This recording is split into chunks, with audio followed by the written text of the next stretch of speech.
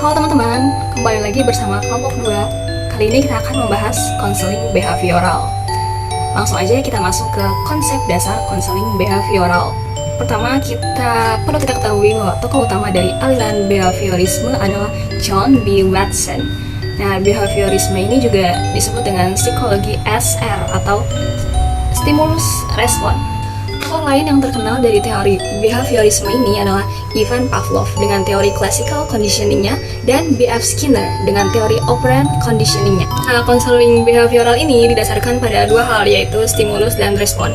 Hal ini didasarkan pada statement bahwa manusia adalah makhluk reaktif yang tingkah lakunya dikontrol atau dipengaruhi oleh faktor eksternal dirinya atau lingkungan.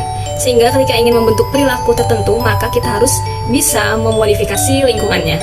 Manusia bukanlah hasil dari dorongan tidak sadar, melainkan merupakan hasil belajar, sehingga ia dapat diubah dengan memanipulasi dan mengkreasi kondisi-kondisi pembentukan tingkah lakunya. Menurut Chaplin tahun 2002, kata behavioral atau behaviorisme adalah satu pandangan teoritis yang beranggapan bahwa persoalan psikologi ada di tingkah laku, tanpa mengaitkan konsepsi-konsepsi mengenai kesadaran dan mentalitas. Jadi, konseling behavior ini merupakan suatu teknik terapi dalam konseling yang berlandaskan teori belajar yang berfokus pada tingkah laku individu untuk membantu konseling mempelajari tingkah laku baru dalam memecahkan masalahnya melalui teknik-teknik yang berorientasi pada tindakan. Behavior berpandangan pada hakikatnya kepribadian manusia adalah perilaku, di mana perilaku tersebut merupakan hasil dari pembentukan pola interaksi individu dengan lingkungan sekitarnya.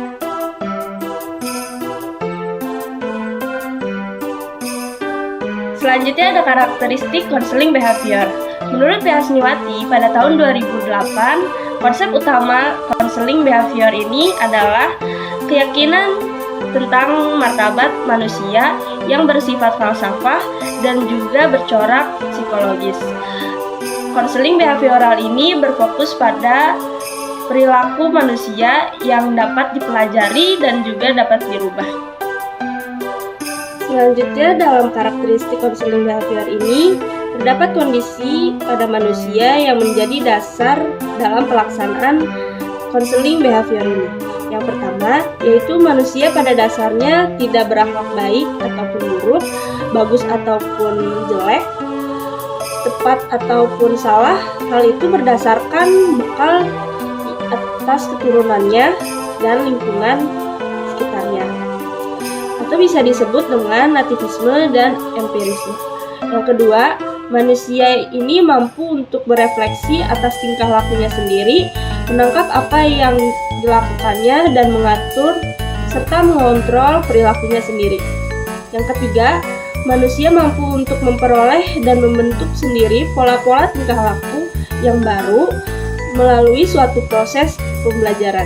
Kemudian yang terakhir, yang keempat, manusia dapat mempengaruhi perilaku orang lain dan sebaliknya dirinya sendiri bisa dipengaruhi oleh perilaku orang lain. Menurut Pemalasari 2011, tujuan konseling behavioral adalah: pertama, menciptakan kondisi-kondisi baru bagi pelaku belajar.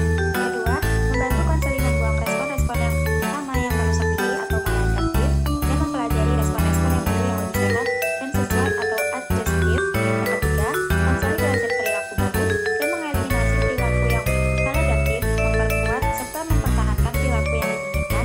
Dan yang terakhir, penempatan tujuan dan tingkah laku serta upaya pencapaian sasaran dilakukan bersama antara konseling dan konselor. Tujuan konseling behavior, tujuan umum. Menurut Latifun 2008, tujuan konseling behavior adalah menciptakan suatu kondisi baru yang lebih baik melalui proses belajar, sehingga perilaku yang negatif dapat dihilangkan, serta mengubah tingkah laku adaptif dengan cara memperkuat tingkah laku yang diharapkan, dan meniadakan perilaku yang tidak diharapkan, serta berusaha menemukan cara-cara bertingkah laku yang baru. Teknik konseling behavior dampak umum. Schedule penguatan adalah suatu teknik pemberian penguatan pada klien ketika tingkah laku baru selesai dipelajari dan ditunjukkan oleh klien. Yang pertama, penguatan harus dilakukan secara terus-menerus sampai kedua, setting adalah teknik terapi yang dilakukan dengan mempelajari tingkah laku baru secara bertahap. Konselor dapat membagi-bagi tingkah laku yang ingin dicapai dalam beberapa unit, kemudian mempelajarinya dalam unit-unit kecil. Yang ketiga, eksistensi adalah teknik terapi berupa penghapusan penguatan agar tingkah laku maladaptif tidak terulang. Ini berdasarkan pada pandangan bahwa individu tidak akan tersedia melakukan sesuatu apabila tidak mendapatkan keuntungan. Selanjutnya, teknik-teknik spesifik. Yang pertama, desensisasi sistematik. Teknik ini cocok untuk menangani fobia-fobia, tetapi keliru apabila menganggap teknik ini hanya bisa diterapkan pada penanganan ketakutan-ketakutan seperti fobia. Teknik ini diarahkan kepada klien untuk menampilkan respon yang tidak konsisten dengan kecemasan. Selanjutnya, yang kedua, latihan asertif. Biasanya diterapkan terutama pada situasi-situasi interpersonal di mana individu mengalami kesulitan untuk menerima kenyataan bahwa menyatakan untuk menegaskan diri adalah tindakan yang layak atau benar. Selanjutnya, yang ketiga, terapi aversi. Teknik-teknik pengondisian aversi yang telah digunakan secara luas untuk meredakan gangguan-gangguan behavioral yang spesifik, melibatkan pengasosiasian tingkah laku simptomatik dengan suatu stimulus yang menyakitkan, sampai tingkah laku yang tidak diinginkan terhambat kemunculannya. Stimulus-stimulus aversi biasanya berupa hukuman dengan kejutan listrik atau pemberian ramuan yang membuat mual. Kendali aversi biasanya melibatkan dengan penarikan pemerkuat positif atau penggunaan berbagai bentuk hukuman. Selanjutnya, pengondisian operan. Tingkah laku operan adalah tingkah laku yang memancarkan menjadi ciri organisme aktif. Ia adalah tingkah laku beroperasi di lingkungan untuk menghasilkan akibat-akibat. Tingkah laku operan merupakan tingkah laku yang paling berarti dalam kehidupan sehari-hari, yang mencakup membaca, berbicara, berpakaian, makan dan alat makan, bermain, dan sebagainya. Selanjutnya, penguat positif. Penguat positif adalah teknik yang digunakan melalui pemberian ganjaran segera setelah tingkah laku yang diharapkan muncul. Contoh penguat positif adalah senyuman, persetujuan, pujian, bintang emas, medali, uang, hadiah, dan lainnya. Pemberian penguat positif dilakukan agar klien dapat mempertahankan tingkah laku yang baru telah terbentuk. Selanjutnya, pencontohan.